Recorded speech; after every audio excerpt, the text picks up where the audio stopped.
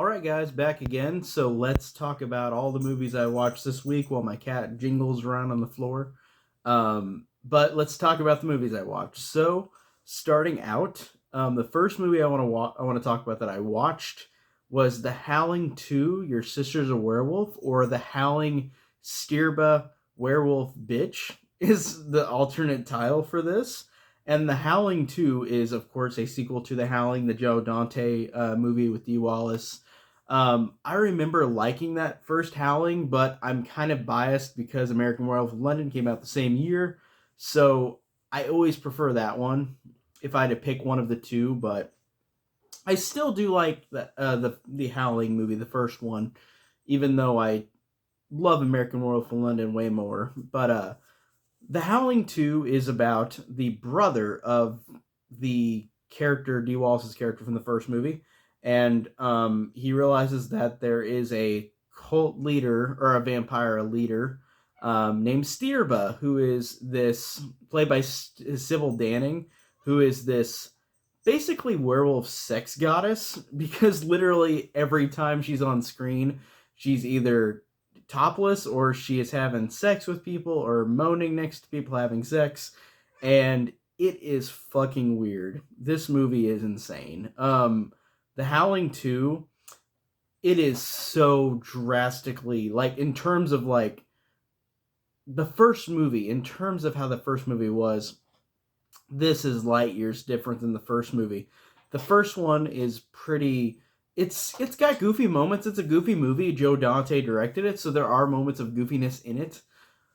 But oh my god, this one is drastically different. There's nothing even similar to this one in terms of effects. They even show a recreated scene from the end of the first Howling where Dee Wallace's character turns into a werewolf at the end of the first Howling. And in this one, it shows that scene again with a new actress, and it just shows it's just a mask on top of a person's head, of a woman's head that's not, obviously not Dee Wallace. That's obviously not her in the sequel.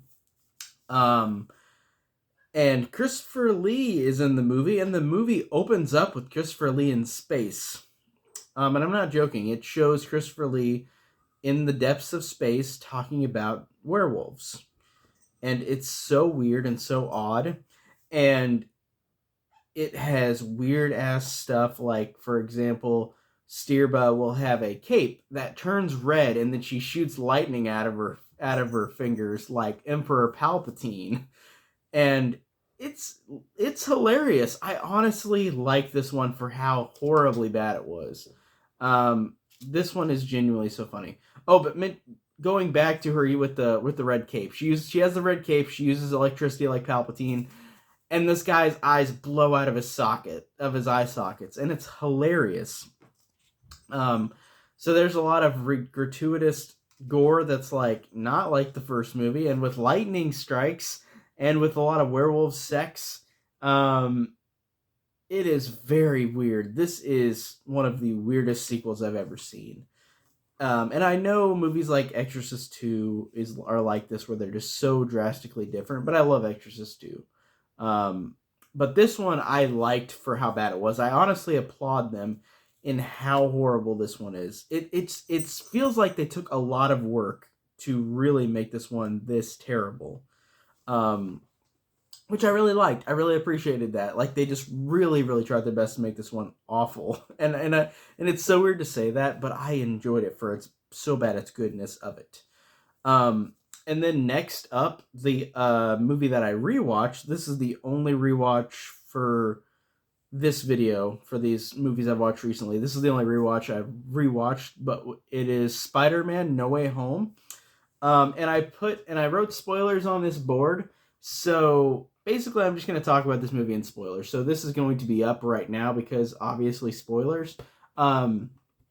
Starting now, most people know that this movie has Andrew Garfield and Tobey Maguire in it. Obviously, their scenes are so great. And rewatching this for a third time, this is my third time. I really, really love the chemistry between Andrew Garfield, Tobey Maguire, and Tom Holland. I thought that they all really, really worked. They really had great chemistry. I really loved this movie, and rewatching it, I love it even more.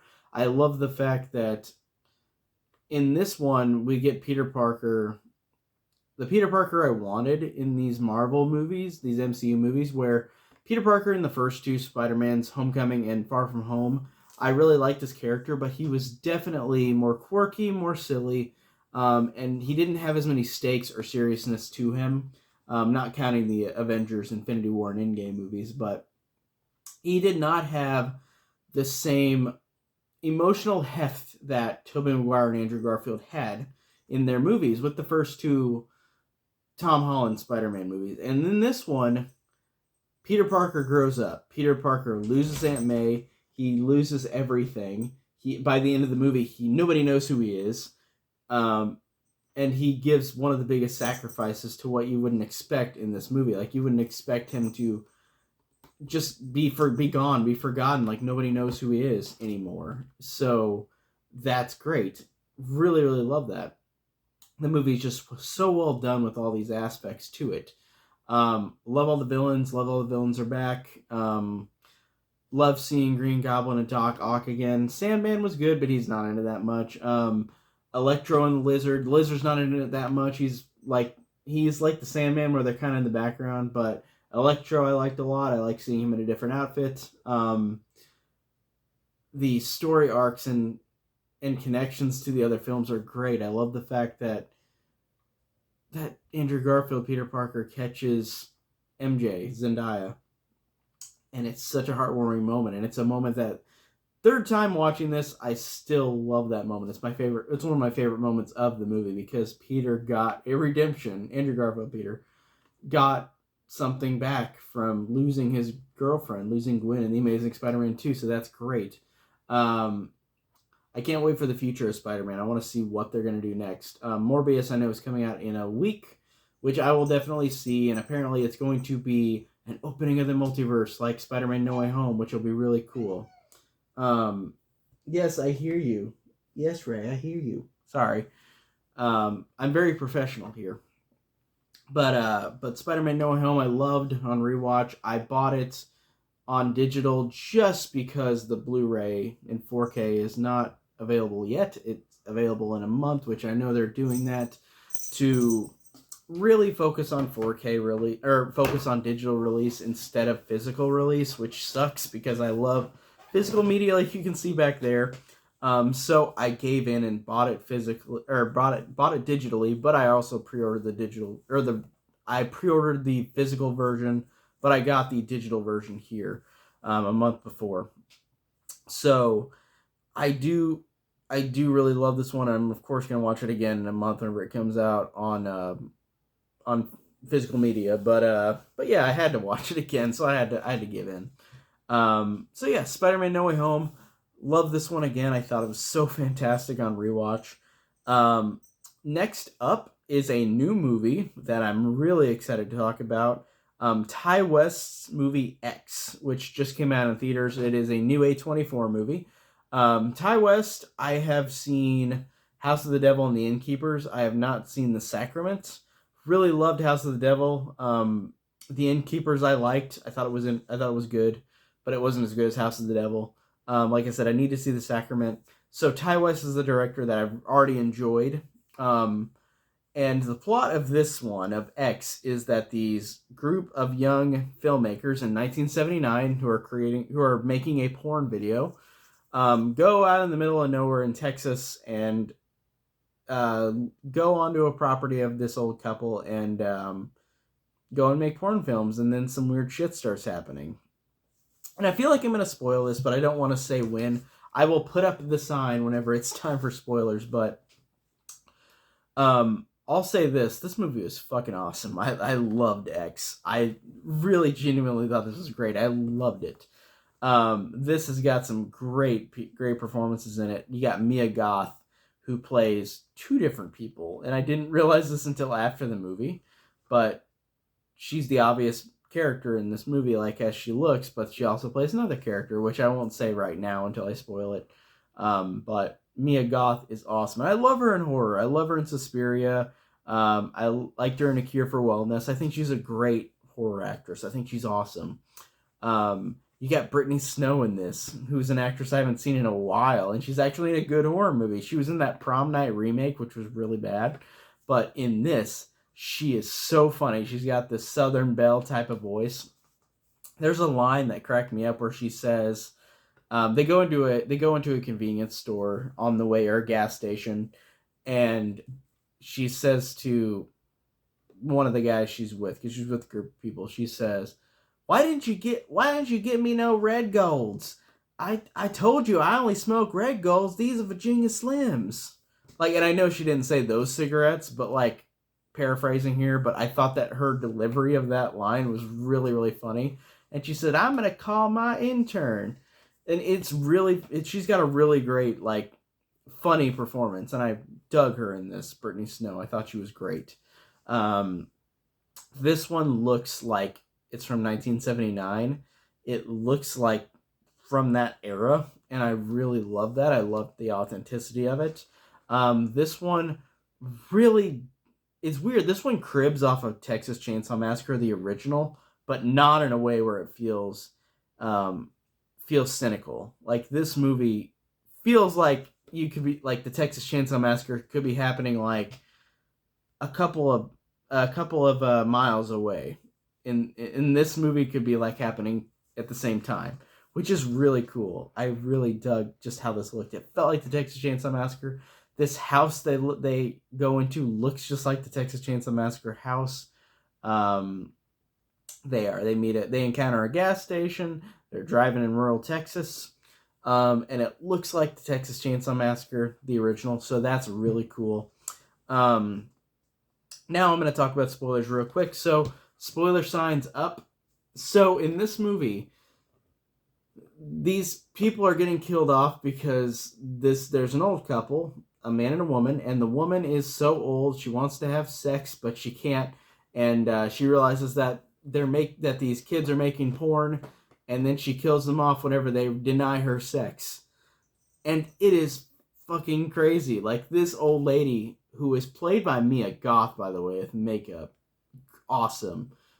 She is killing them off, and it is crazy and badass, and the gore is really intense. There is a scene where she goes up to a guy, and like outside, and she kind of starts rubbing on him, and he's like, what are you doing? No. And then she just stabs him in the neck like 20 or 30 times, and you see his neck and his head just break apart, and you just see him stabbed and stabbed and stabbed, and it is glorious. It's so cool. Really, really dug that. Really dug the ending. I really dug Mia Goth's character, how she gains her powers from cocaine, which is really funny. And if you watch the movie, you'll understand. But it's really hilarious. But quick spoilers there. So spoilers are over with. But I recommend X most definitely. I thought it was fantastic. Here's the only movie I watched that I have a physical release of, which is Cat People, which I just bought a couple days ago, from 1982, which I had never seen before, starring Malcolm McDowell, which is really cool, and also Nastasia Kinski. I don't know what she's from, but it also has John Hurden and Ed O'Toole, and it is about a brother and sister who are part of this tribe that turns into leopards.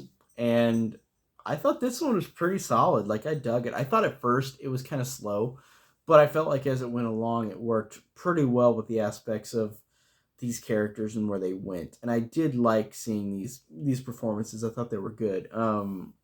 It's got some good effects, but it's not about the gore. It's more about these characters. And I thought that it was a pretty solid way of doing it. Ray, stop. Hey. Sorry, my cat's batting at the door. But Cat People I really dug. I really can't say much about it besides that. Speaking of cats, I gotta grab this monster right here. I'm not gonna cut this out. Come here, come here, come here. Hi, kitty. So, are you gonna talk about Cat People with me? Are you gonna talk about Cat People? She's like, what is this camera? What is this thing? But those are all the movies I watched. It's funny, I talked about Cat People and then I got the cat. But But I do want to mention, because I didn't do videos on these last 3 episodes of South Park, I've been watching South Park recently, like the new season, and I'm really digging it. Episode 4, Back to the Cold War, was a really cool episode because it's about Putin and it's about nostalgia and how Mr. Mackey is so nostalgic for the 80s. And by the end of the episode, it's just resolved in the fact that Putin and Mr. Mackey need to grow up, and Putin needs to stop invading Ukraine, and Mr. Mackey needs to stop living in the 80s with his music. And it's just really funny, and it's really sweet, that episode. And then episode 5 is called Help My Teenager Hates Me, where the kids get teenagers and use them to their advantage, but these teenagers are teenagers, so they're dicks, and it's pretty funny and pretty awesome. And then the last episode of the season so far, the Credigree Weed St. Patrick's Day special, I thought was really funny, where Randy versus Tolkien's dad, and they both are fighting each other over trying to get the weed special out. There's even a joke about how the special isn't that great, which I thought was funny. I thought that was pretty solid. I thought that all 3 episodes were really good, and I did want to mention them because I didn't do a video on all 3 because I was doing those individual videos, but I haven't had time, so I thought this was a good place to talk about those episodes, albeit pretty briefly, but still.